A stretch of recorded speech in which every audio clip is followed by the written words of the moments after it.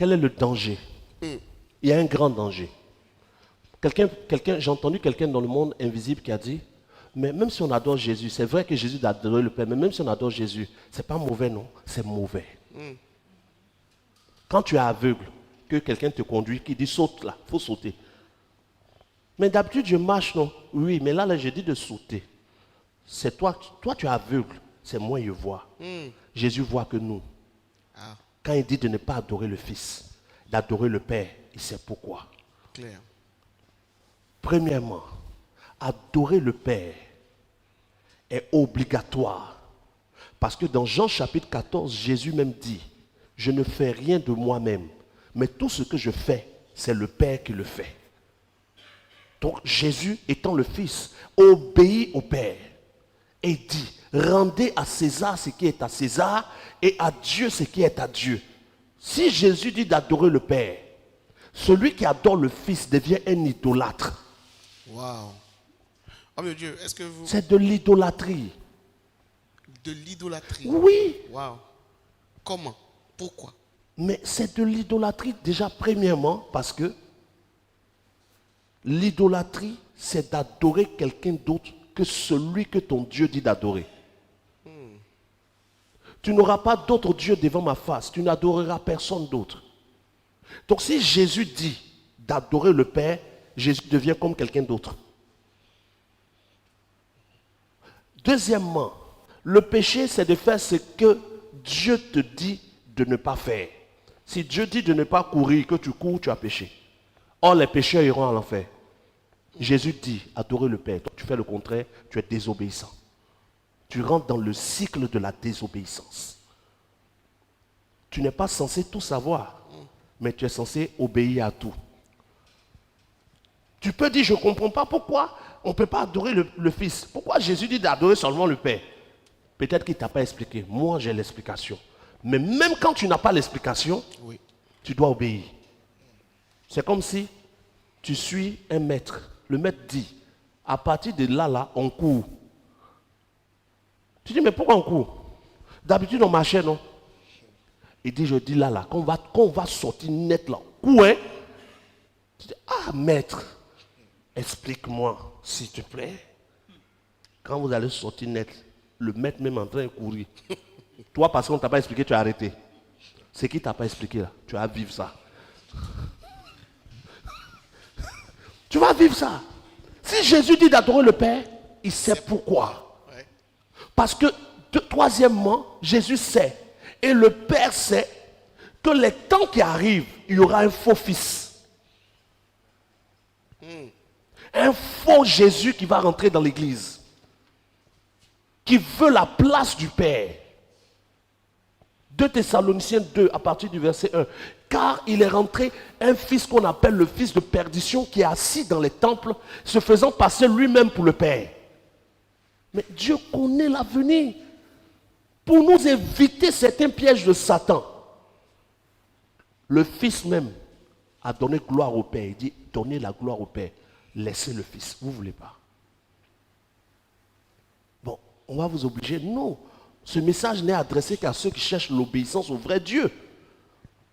Mais tous les religieux, mais leur poil va se lever sur leur bras quand ils entendent ça. Ils sont agités. Non, mais c'est du blasphème. Oui, c'est du blasphème contre le faux Dieu. Mais c'est la gloire pour le vrai Dieu. C'est normal. Quand on dit non, mais tu vois, c'est un message qui est très mauvais pour la foi des gens. Oui, la foi dans le faux. Mais ceux qui cherchent le vrai n'ont aucun problème. Les paroles qui sortent de la bouche de Jésus, c'est comme l'eau qui sort de la bouche du poisson. Ce n'est pas l'eau du robinet. Vous vous abreuvez à l'eau du robinet.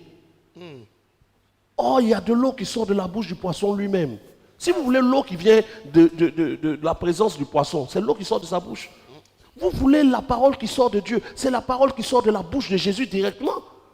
Vous prenez la parole de vos prophètes, de vos apôtres, de vos docteurs, de vos doctrines que vous avez gardées depuis des années, et puis les sorciers vous ont tué dedans. Là.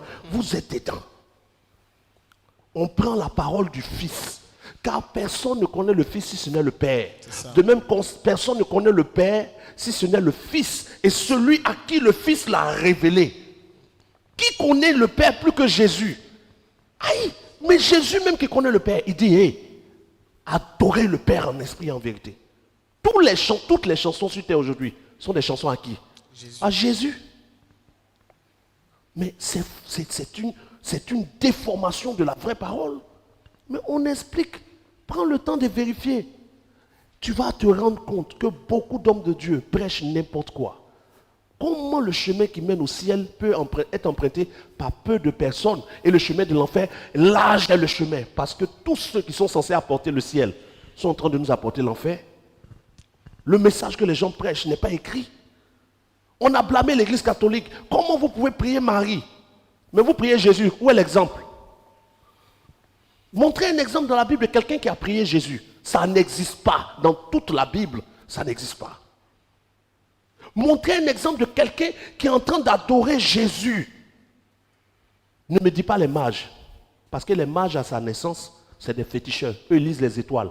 Nous, on ne lit pas les étoiles. Ouais. Quelqu'un qui a adoré Jésus. Ça n'existe pas. Montrez-moi un passage où Jésus dit de l'adorer. Ça n'existe pas. Montrez-moi un passage où Jésus dit de le prier. Ça n'existe pas, mais vous faites. Qui vous suivez? Vous suivez le faux Christ. 2 Corinthiens chapitre 11, verset 3. De même que le serpent séduisit Ève par sa ruse, je crains que vous vous détourniez si facilement de l'évangile et de la simplicité de Christ pour passer à un autre évangile. Car si l'on vient vous prêcher un faux Christ, vous le supportez. Un faux évangile, vous l'acceptez. Un faux Saint-Esprit, vous le recevez. Vous avez suivi un faux Jésus qui n'a pas les paroles du vrai Jésus. Et ce faux Jésus est révélé dans Apocalypse chapitre 11. Le dragon se déguise en agneau. Apocalypse chapitre 11. Je n'aurai pas le temps d'en parler ici. Mais il y a un faux agneau qui parle comme un dragon, qui est rentré dans les communautés. Quand vous prenez le livre d'Apocalypse chapitre 3, verset 20, le vrai Dieu dit, je me tiens à la porte et je frappe. Si quelqu'un entend ma voix, j'entrerai, je souperai avec lui et lui avec moi. Pourquoi il est à la porte? Pendant que dans Apocalypse 2, il est dans le temple. Apocalypse 3, il est à la porte. Ouais. Qui est dedans si le vrai Dieu est à la porte? Quelqu'un d'autre est assis dans les temples, se faisant passer pour le vrai Dieu, faisant des promesses qui ne s'accomplissent pas, des prophéties qui ne se réalisent pas, des malades qui ne guérissent plus, des démons qui ne sont plus chassés. Tout le monde voit comment ça ne marche pas. Mais personne ne se pose la question. Voici la vérité.